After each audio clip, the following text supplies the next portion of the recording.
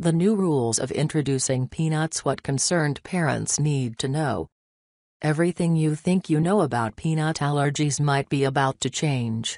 The National Institute of Allergy and Infectious Diseases has released a new set of rules for introducing kids to peanuts in the hopes of decreasing the prevalence of this widespread allergy. At first glance, the guidelines may seem counterintuitive.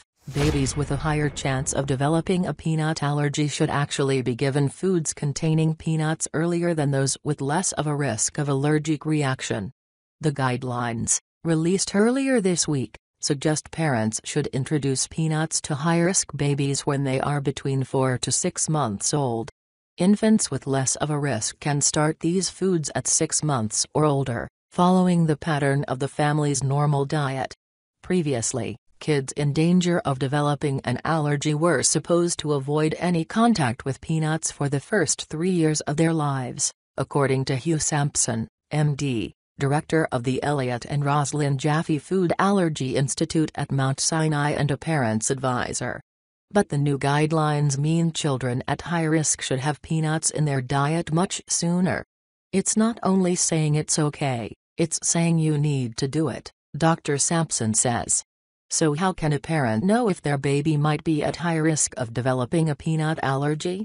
2 main signs your little one could be ready for a peanut intervention are reg allergies or severe eczema, according to the NIAID guidelines.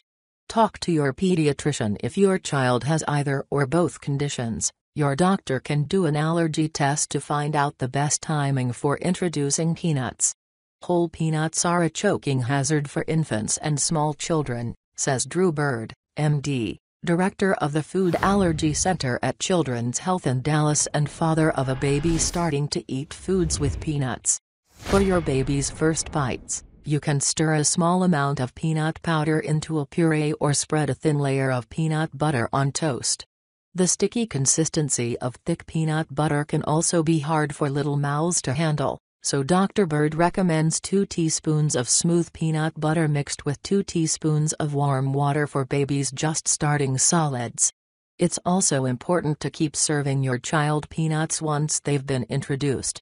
Foods that are in the diet more frequently are less likely to cause problems down the road, Dr. Bird explains. The new guidelines recommend babies get 2 teaspoons, 3 times a week. Dr. Bird also stresses that these guidelines are only for kids who are not already allergic. Children who have already been diagnosed with a peanut allergy should continue to use the same caution around peanut products as always. If your child does have an allergic reaction, symptoms may include swelling lips, coughing, vomiting, or rashes that look like mosquito bites around the mouth or other parts of the body, and they would begin almost immediately after eating. If your child has a reaction, call your doctor immediately.